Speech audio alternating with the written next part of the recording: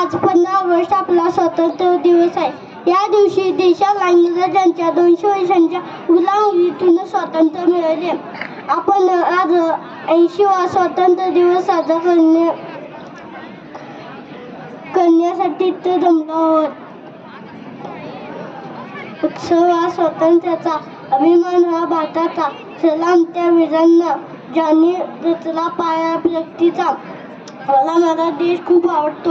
एवढं बोलून मी भाषण संपवते. जय जवान. नमस्कार, माझे नाव अधीर आहे. आज 15 ऑगस्ट आहे. आज आपण 15 ऑगस्ट साजरा करत आहोत. सर्वप्रथम सर्वांना स्वातंत्र्य दिनाच्या खूप खूप शुभेच्छा. हा दिवस आपल्या सर्वांसाठी आनंदाचा व अभिमानाचा आहे. माझा भारत देश 15 ऑगस्ट 1940 रोजी इंग्रजांच्या गुलामीतून मुक्त झाला. आपल्या देशाला स्वातंत्र्य मिळवून देण्यासाठी अनेक स्वातंत्र्य सैनिकांनी बलिदान दिले. आज आपण त्या सर्व शूरवीरांना माझा सलाम करूया. 15 ऑगस्ट हा आपला एक राष्ट्रीय सण आहे. जय हिंद, जय भारत, धन्यवाद. सर्वांना माझा नमस्कार. माझे नाव प्रणय किरण पाटील आहे. आज आपण भारताचा 80वा स्वातंत्र्य दिन साजरा करत आहोत. 15 ऑगस्ट 1947 रोजी आपल्या देशाला ब्रिटिशांच्या गुलामगिरीतून स्वातंत्र्य मिळाले. हे स्वातंत्र्य मिळवण्यासाठी महात्मा गांधी, पंडित नेहरू, लोकमान्य टिळक अशा अनेक नेत्यांनी संघर्ष केला. कित्येक वीरांनी देशासाठी आपल्या प्राणांची आहुती दिली. त्यांच्या बलिदानाला आपण कधीच विसरू शकत नाही. आज भारत एक महासत्ताक बनण्याच्या दिशेने वेगाने प्रगती करत आहे. शिक्षण, विज्ञान, क्रीडा आणि तंत्रज्ञान अशा सर्व क्षेत्रात आपण पुढे जात आहोत. देशप्रेमाची भावना प्रत्येकाच्या हृदयात असायला हवी, कारण आपणच भारताचे भविष्य आहोत.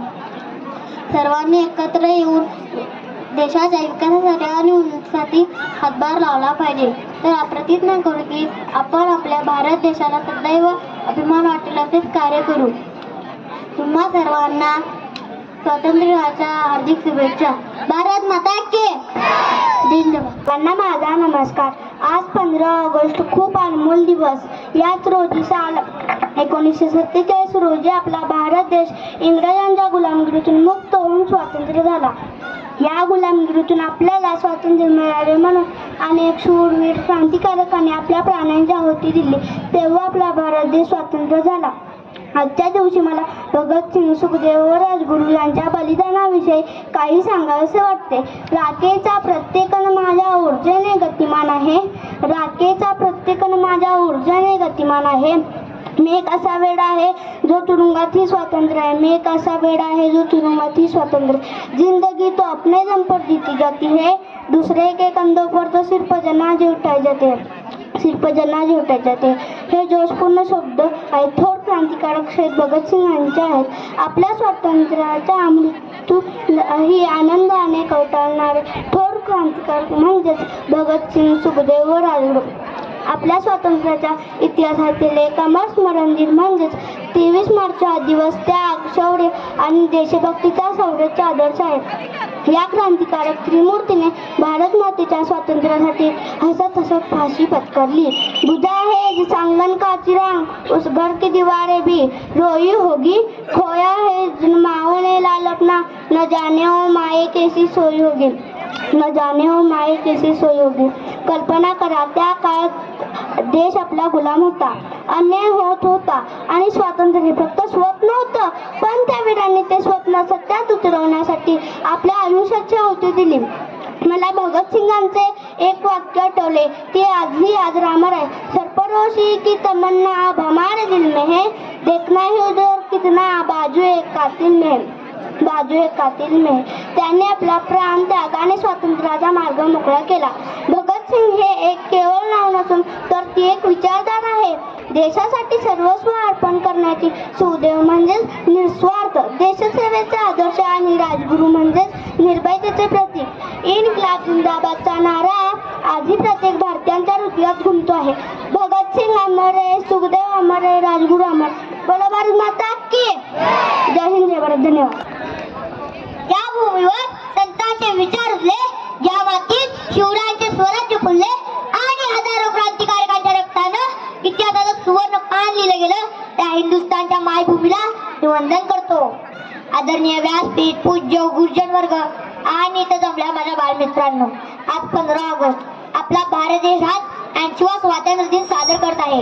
या मंगलमय दिनी भारतात स्वातंत्र्य मिळवून देण्याची प्राणाची आहुती देणाऱ्या तमाम क्रांतिकारकांना, स्वातंत्र्य सेनांना आणि जवानांना मी वंदन करतो. मित्रांनो, आज जो आपण स्वातंत्र्याचा उत्सव साजरा करतो तेव्हा आपल्याला छत्रपती शिवाजी महाराजांनी स्थापन केलेल्या स्वराज्याची आठवण झाल्याशिवाय राहत नाही. शिवरायांच्या स्वराज्याचा मूळ हेतू काय होता? महाराजांचे स्वराज्य म्हणजे केवळ संतांचं नव्हे तर ते रयतेचे राज्य होते. अन्यायाला जागा नव्हती, यांचा आदर केला जात होता. प्रत्येक नागरिकाला सुरक्षितेची आणि न्यायाची हवी होती. स्वराज्य म्हणजे स्वतःचे राज्य. स्वराज्य म्हणजे स्वतःचे राज्य जिथे सर्वांच्या कल्याणाचा विचार केला जातो, तिथे सर्वांच्या कल्याणाचा विचार केला जातो. महाराजांनी आपल्याला शिकवले की स्वातंत्र्य हे हक्कासोबत नैतिक जबाबदारी घेऊन येते. स्वातंत्र्य हे हक्कासोबत नैतिक जबाबदारी घेऊन येते. परंतु आज जेव्हा आपण मागे वळून पाहिले तर मनात एक प्रश्न उपस्थित होतो. आपण स्वातंत्र्याचा खरोखर योग्य वापर करत आहोत का? रस्त्यावर दिसलेल्या गाईला नमस्कार करून घरातील आई बापांना बाहेर काढणारे तरुण आजही काही ठिकाणी पाहायला मिळत आहेत. सांग सके तू सांग मला पत्रात लिहू मी काय, सांग सके तू सांग मला पत्रात लिहू मी काय, असं म्हणणारे कावे नव्हे. शूर आम्ही सरदार आम्हाला काय कुणाची भीती, शूर आम्ही सरदार आम्हाला काय कुणाची भीती. देव देश आणि धर्मासाठी लढणारे मावळे या भारत भूमीच्या कुशीत निर्माण झाले पाहिजे. त्यासाठी आई जिजाऊ आणि बाप शहाजी बनला पाहिजे.